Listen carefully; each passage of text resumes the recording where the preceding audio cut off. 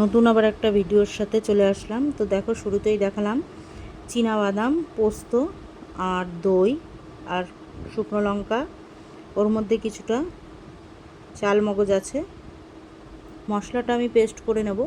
ততক্ষণ আমি পনিরটা ভাজতে বসিয়ে দিয়েছি। পনিরটা প্রায় আমার দেখো লাল লাল করে মোটামুটি 1 পিঠ ভাজা হয়ে গেছে, আর 1 পিঠও ভালো করে ভেজে নেব।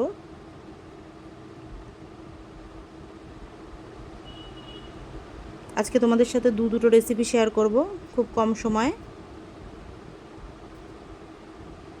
আর দুটোই খুব টেস্টি।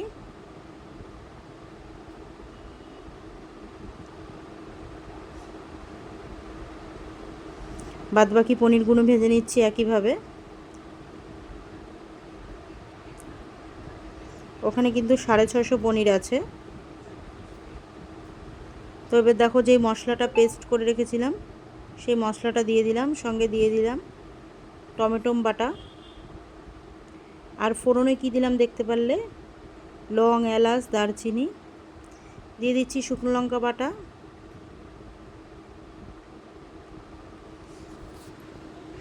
শুকনো লঙ্কা আর আদা, এই জিরে আর ধনে একসঙ্গে বেটে নিয়েছিলাম।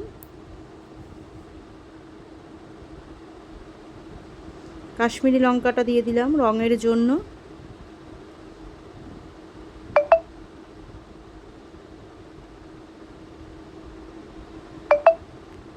মশলাটা কিন্তু ভালোভাবে কষে গেছে, দেখতে পাচ্ছ যে দেখো তেল ছাড়া শুরু হয়ে গেছে। দিয়ে দিলাম পরিমাণ মতো হলুদ। হলুদ আগে আমি একটু ব্যবহার করেছিলাম, কিন্তু মনে হলো সামান্য একটু কম হয়েছে, সেই কারণে মটরটা আমি দিয়ে মশলার সাথে কষাইনি, ভুলেই গেছিলাম অ্যাকচুয়ালি। তো ওটা এখন দিয়ে দিলাম। দিয়ে এবার যে পনিরটা ভেজে রেখেছিলাম সেই পনিরটা দিয়ে দিলাম। দেখো আমার মটর পনির কত সুন্দরভাবে হয়ে যাচ্ছে। দিয়ে দিলাম একটু চিনি ব্যালেন্সটা ঠিক রাখার জন্য। এবার ধনেপাতা কুচি দিলাম। এটা একদমই অপশনাল, তোমরা দিতেও পারো, নাও দিতে পারো, না থাকলে দেবে না, স্কিপ করে চলে যাবে। দিয়ে দিলাম এবার একটু মশলা, এর মধ্যে 5 ফোড়ন গুঁড়ো করে রেখেছিলাম, আর এর মধ্যে একটু মেথি দিয়েছিলাম, একসঙ্গে গুঁড়ো করে নিয়েছিলাম। ময়দাটা আগেই আমি মেখে রেডি করে রেখেছি। ওখানে আমার মটর পনিরটা কমপ্লিট হয়ে গেছে। এবার তোমাদের সাথে শেয়ার করব লাচ্ছা পরোটা। তো আমি ময়দাটা আর তোমাদেরকে দেখাইনি মাখাটা, কারণ ভিডিওটা তাহলে অনেকটা বড় হয়ে যাবে। লাচ্ছা পরোটাটা আমি কিভাবে তৈরি করছি, এই যে দেখো, আমি আগে ময়দা যেরকম মাখে ময়ম দিয়ে ওরকম মেখে নিয়েছিলাম, মেখে ওরকম করে লেচি কেটে ঢাকা দিয়ে রেখে দিয়েছিলাম। তারপরে এই যে এরকম করে বেলে নিয়ে এরকম করে মানে গুটিয়ে গুটিয়ে নিয়ে করে নিলাম। ঠিক এইভাবে তোমরা চাইলে ছুরি দিয়ে কেটেও নিয়েও করতে পারো, যার যেইভাবে সুবিধা হবে করবে। কিন্তু মটর পনিরের সাথে বেশ লাচ্ছা পরোটা একদম জমে গেছে। মটর পনির যখন করছি ভাবলাম ওটার সাথে তো খাওয়ার জন্য আর একটা কিছু করতে হবে।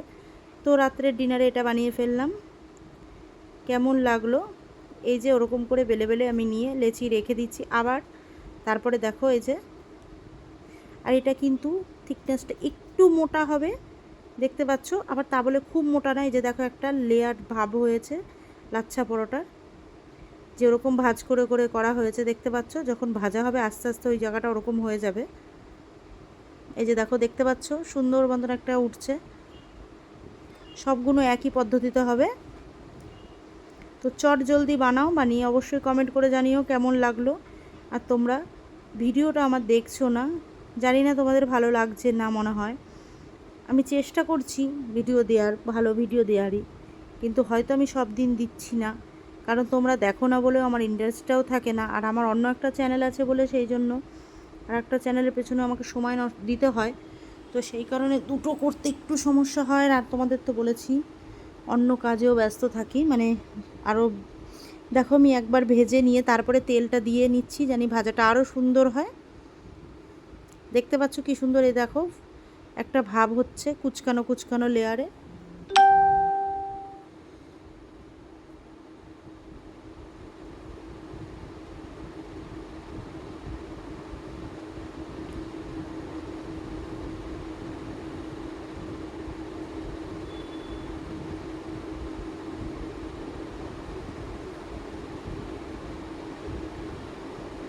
আমার কিন্তু দুটো রেসিপি কমপ্লিট। তো চলো টাটা।